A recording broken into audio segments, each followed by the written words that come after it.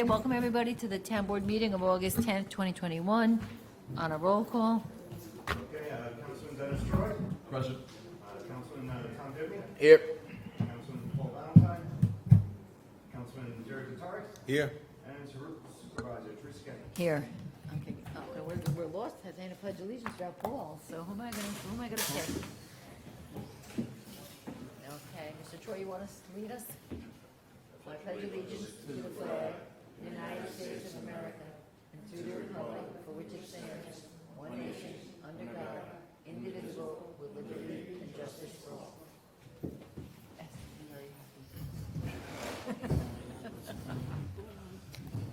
Okay. Okay, thank you. Okay, so a couple of announcements. We have just the announcement of a special town board meeting on September 8th. It's a Wednesday at 5:30. This is for town departments to make budget presentations to the town board. Just want to remind everybody that on September 11th, which is a Saturday, it's the 20th anniversary of 9/11, and we're going to be having a remembrance service here at Town Hall by the monument at 5:30 p.m.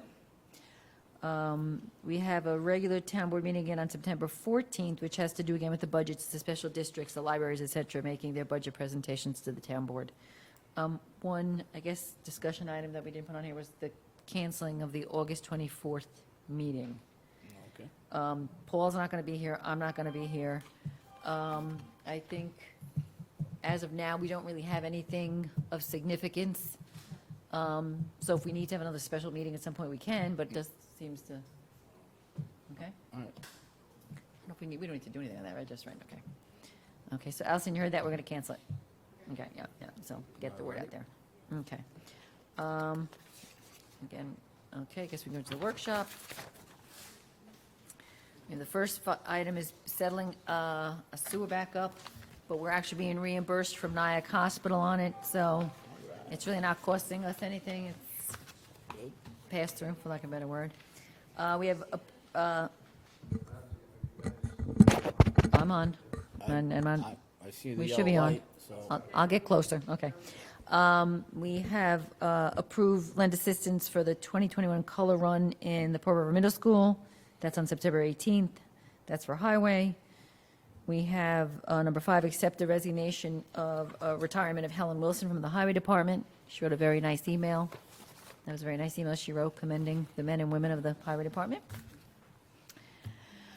Number 6, approve lend assistance to the 2021 Italian Feast, which is on Thursday, September 16th through September 19th. Hopefully, COVID doesn't change anything there. Number 7, approve lend assistance to the 2021 Dominican College Fire in the Sky, which is on Saturday, September 18th. Number 8 is approve lend assistance to the Volunteer Fire Association of Tapan for their 9/11 Memorial Service, which is on September 11th from 8 a.m. to 11 a.m. Number 9 is approve lend assistance to the 2021 South Nyack 10 Miler from Highway, Police, and Parks. That's on September 12th at 8:30 if anybody wants to run 10 miles. Number 10 is authorize optimum controls. This is to do with the telemetry, every time, telemetry agreement, and it's regarding a grant. Then we have the audit and executive session, which we will be going into for some litigation and employment-related matters. not a lot. So, no, it's a quiet night. It's, people are away and stuff. Okay. So on that note, can I get a motion to open the public comment? Motion to open the public comment. Let Mr. Divney open. Dennis Troy second. All in favor? Aye. Okay. The first person we have signed up to speak is Susan McWhinney. And I'll just remind everybody, we have the clock and it's a 3-minute time.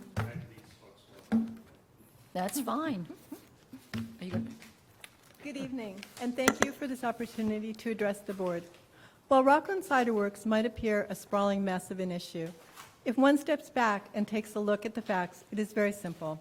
RCW is operating illegally, and the town of Orangetown has the right and responsibility to shut them down.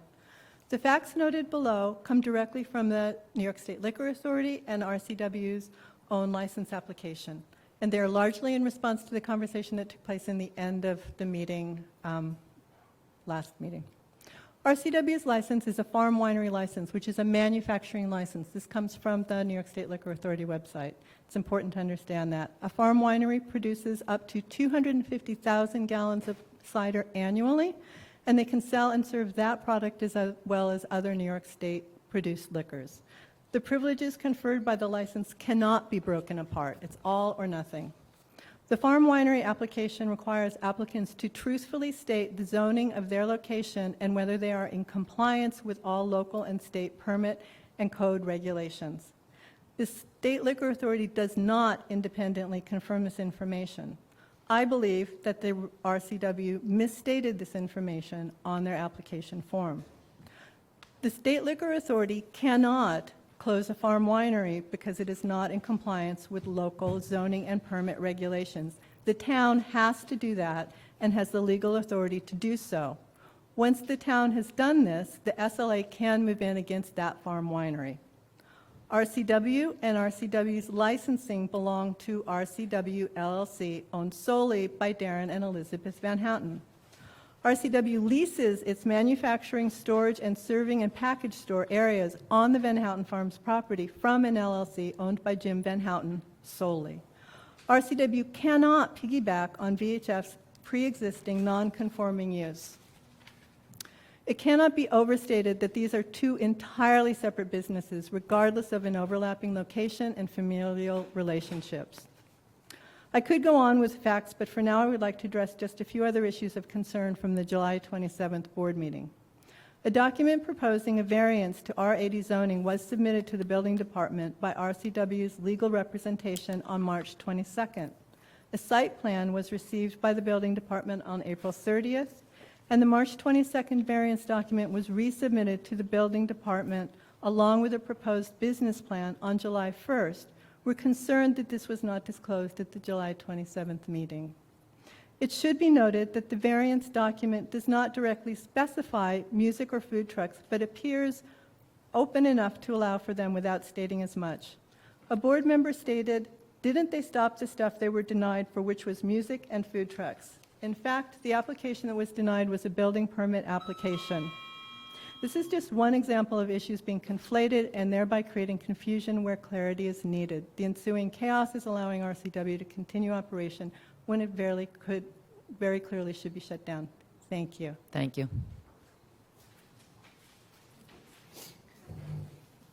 Okay, next we have Sharon Van Hounten.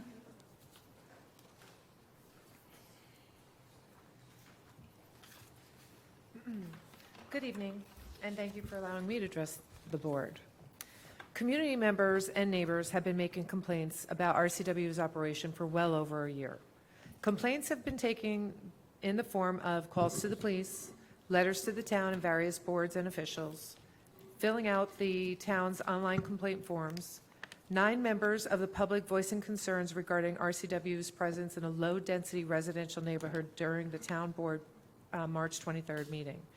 Many more members of the public attending that March meeting in September in support of the speakers opposed to RCW's continued operation. When asked to give a verbal report on RCW at the July 27th town board meeting, the head of the building department reduced the now year-long history of community complaints against RCW to this. Only 1 or 2 complaints had come into her office in the last month or two. The nature of those complaints was described as just that they were open. As Teresa Kenny herself noted, many people are upset over the cidery's presence but are uncomfortable coming forward. I personally know a bunch of people and neighbors and friends who also feel that way. The concerns of the community surrounding RCW cover a wide gamut of interrelated issues. To dismiss the concerns of the immediate community is both unconscionable and irresponsible. Resolving any one aspect of this operation does not resolve the overall issue, which is that a bar, especially an entirely open-air operation, is not appropriate in a residential neighborhood. Voices carry, and once people start drinking, they tend to get louder and messy. The traffic is a nightmare and a safety hazard for all of us around this area. This is not a once-in-a-while noisy party at a neighbor's house. It is a regular 4-day-a-week event illegally operated by a business that is proposing increasing its operating hours to 7 days a week, 8 to 9 hours a day. This brings up many reasonable questions, including these. If RCW is getting away with what this business might decide to open up illegally next, who's going to open up another one illegally next? If another business copies RCW's tactics, what would this board do to protect the surrounding community? On a separate note, I would like to turn the board's attention to the matter of the business and the site plans. What is not obvious when assessing RCW's proposal is this. My husband and I are currently engaged in litigation with Jim Van Hounten and Van Hounten Farms over ownership of the 1 acre land area of land on which we built our home and raised our children for over 30 years, as well as the entirety of the whole Van Hounten Farms. We are in litigation. We have been now for 3.5 years. Once this case is resolved, the current site map will likely not be accurate. So how can a zoning go through? The 1 area acre on which our home sits is included in the 7.1 acres described on this site plan. Subtracting this area leaves the farm stand property with 6.1 acres. Approximately 3 acres of that is leased by the stables. This leaves only about a half an acre for 350 people. It is not workable, and it is almost impossible. Thank you. Thank you. Tom Reynolds?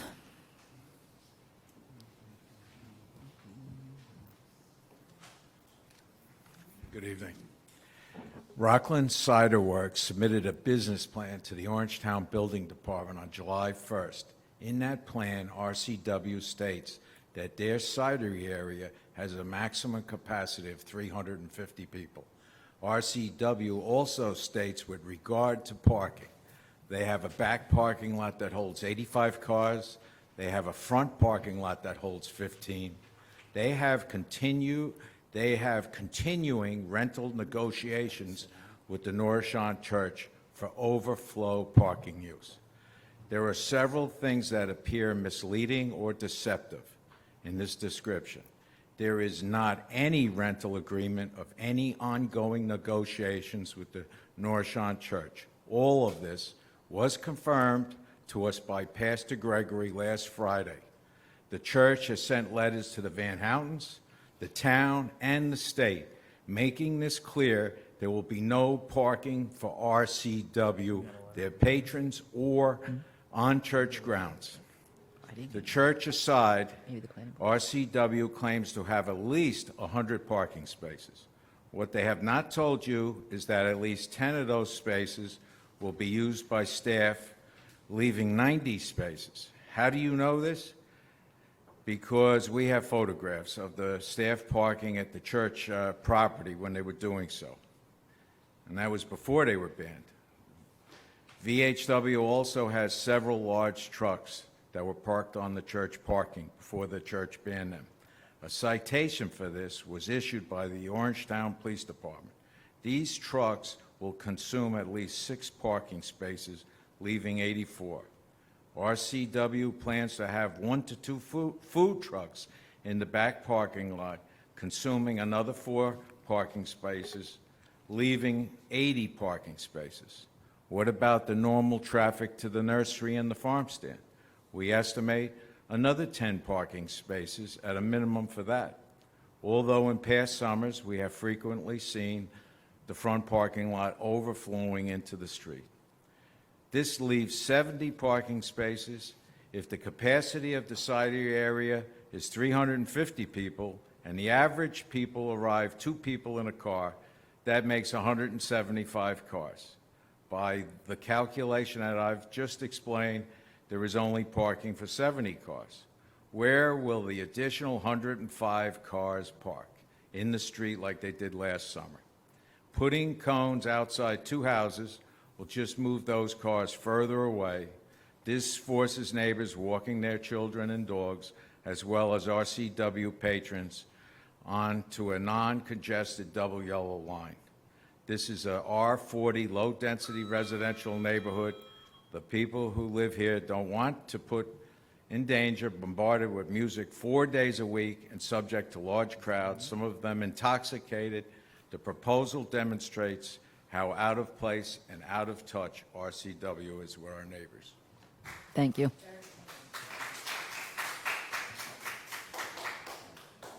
Jared Goggin. Good evening. The point of the comment last week about RCW having stopped the things they were doing was to suggest that since they're not doing that now, it's not a problem. But the business plan sent informally to the building department on July 1st clearly states their intentions. You heard the 350 capacity, right? And that's what we've suspected all along. And this statement adds to a litany of statements from RCW that appear misleading, deceptive, or downright false. There's a consistent pattern of behavior here.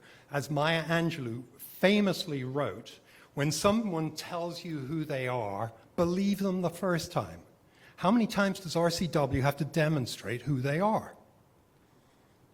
I've obtained copies of multiple letters written by a board member last March that state the following. Please be advised that I have no intention of shutting down Van Houten's or the cidery. I have had numerous discussions with their attorneys regarding issues that need to be dealt with in order to bring the farm into compliance with town code, and will continue to assist them so that they can continue to thrive in the town. These letters were sent at a time that the cidery was being prosecuted for breaking the law, an action that RCW eventually pled guilty to and paid a $5,000 fine for. And frankly, these letters made me angry.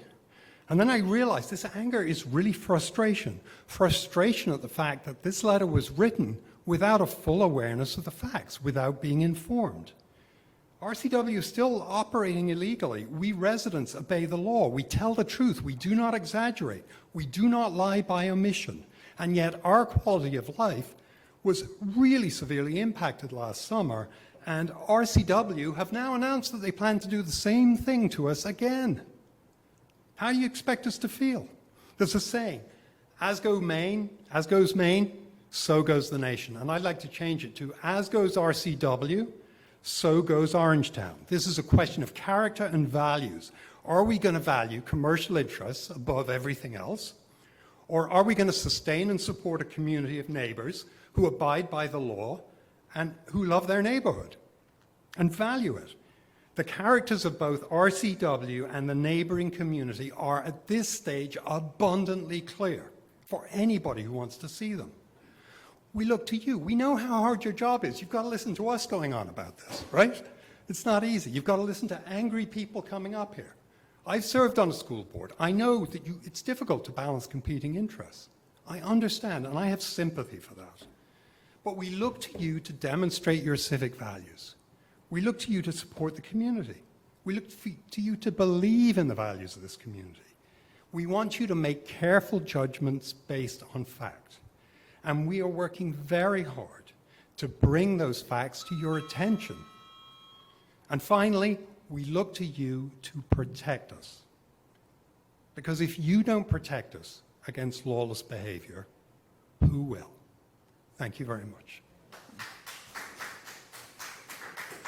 Okay. Is anybody else here who wants to speak that did not sign up? Mike?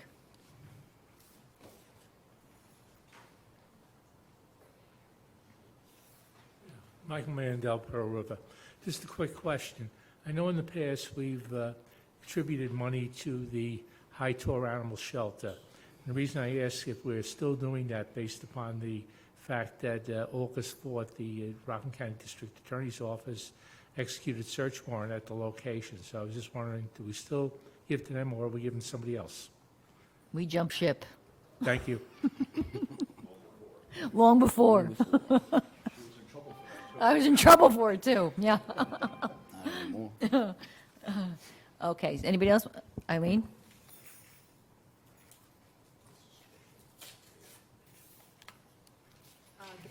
Good evening, members of the board.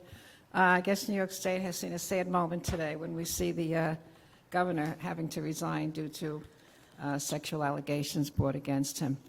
I, for one, am not sorry to see him leave for many reasons, for what he has done to our state. Not the fact that he's a Democrat, there's wonderful Democrats out there, but for what he has done to New York State since past 2 years. And today, while listening to him, you know, with the phony tears and what have you, what he failed to mention is that all the people that died during COVID especially the seniors. But he failed to mention that then President Trump had put a ship in New York Harbor for those people that had come down with COVID, that they could go on that ship and be medicated. He failed to say that, and I find that listening to the TV today, people fail to mention that. There was an opportunity there for thousands of people to be saved, but they were not. And also, what he did to the bail reform. New York City, where I was born and raised, is gone. And the other things that he has done for the average hardworking person here in New York State. I think the other day there was a beautiful young woman in Chicago, a police officer, shot. Her partner is on life support. She just came back from maternity leave. So today, when you're doing the budget and thinking about the police budget, and those who feel, defund the police department, think about that young woman and remember her and her family and her baby that will never know that mother. So we live in a great town. I don't want it to become New York City. And I hope the new governor, whoever it is, will restore New York to the Empire State. Thank you. Thank you. Thank you. Okay, anybody else that wants to speak that didn't sign up? No? Going once, going twice. I have a motion to close. Second from Tom Divany. All in favor? Aye. Okay. Anybody want to say anything?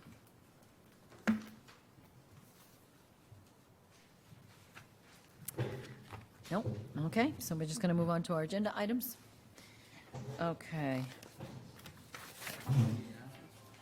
We did them. We did them when we got here, didn't I? I did them. Yes, I did. And we talked about canceling the meeting on the 24th. Right. Okay, so can I get a motion on the first one to settle the claims for Turk and Popov? Jerry Batari move. Second. Dennis Troy, all in favor? Aye. Oh, it's their fall, so it's not really a good deal. Yeah. What's that? They have rigs in the thing, whatever. It's a long story, but we're getting reimbursed, so it's a non-issue. Okay, number 4, approve lend assistance to the 2021 Color Run at the Pearl River Middle School on September 18th, 2021. Motion? Moved. Tom Divany, second. Yes. Jerry Batari, all in favor? Aye. Accept the resignation retirement of Helen Wilson from the Highway Department effective August 8th, 2021. Dennis Troy move, second. Second. Tom Divany, all in favor? Aye. Approve lend assistance to the 2021 Italian Feast from Thursday, September 16th through Sunday, September 19th. Motion? I knew it was you. Had to have the Italian do it. But now we have a problem. We can't get a second. There's no other Italians up here. Yeah. It's great that it's coming back this year. That's good. Yeah. Who's making a second? Okay, Dennis Troy, second. All in favor? Aye. Approve lend assistance to the 2021 Dominican College Fire in the Sky for Saturday, September 18th. Moved. Tom Divany, second. Dennis Troy, all in favor? Approve lend assistance to the Volunteer Fire Association of Tapan 9/11 Memorial Service. Motion? Jerry, second. Tom Divany, all in favor? Aye. Approve lend assistance to the 2021 South Nyack 10 Miler on September 12th, 2021. I'll move that. I'm the runner. A second? Dennis Troy, all in favor? Aye. I'm not running 10 miles these days, that's for sure. That's It's a tough run, too. you gonna do it? I don't think so. I don't think I have 10 miles in me these days. 7 miles more than a 5K. Yeah, tell me about it. Number 10, authorize the optimum controls amendment to the telemetry agreement. I'm getting better with that word. Can I get a motion? Moved. Tom Divany, second. Dennis Troy, all in favor? Aye. Aye. Thank you. Oh, we're on our own for this, that's right. Allison, get up there and read a few. Okay, so, This is the most boring part of the movie. I know, but we have to do it ourselves, so I guess we'll just say, has everyone had a chance to look at it? Anyone wanna? Yeah. I looked at it already. Yep, 3 warrants, 520.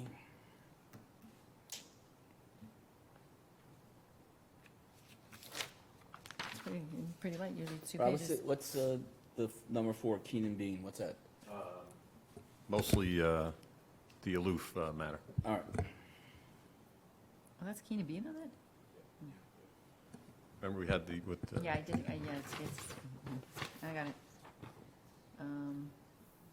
Okay, that's bonded, fuel, okay, it's all good. So can I get a motion on the audit? moved. Tom Denny, second. Dennis Troy, all in favor? Okay. Okay, so we are going into executive session, we have, oh, no, we didn't. We should put them on. Okay, yeah. Nick Gaddy. Okay. Um, Whoa. What did I? It happened last week, right? Last week, he passed away? Yeah. Somewhat suddenly, I think. Okay, so we're going to executive session to discuss pending or current litigation and employee-related matters.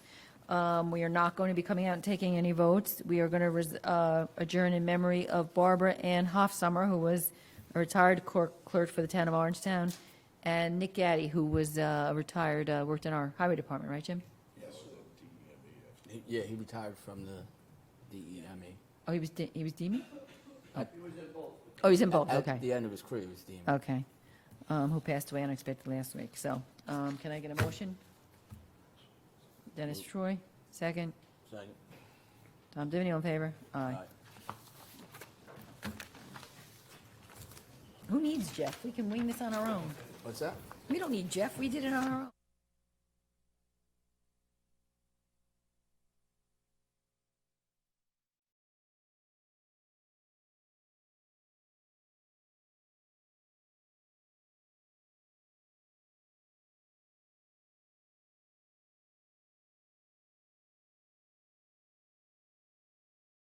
Hey, wake up. Wake up. 911, what's your emergency? She's not waking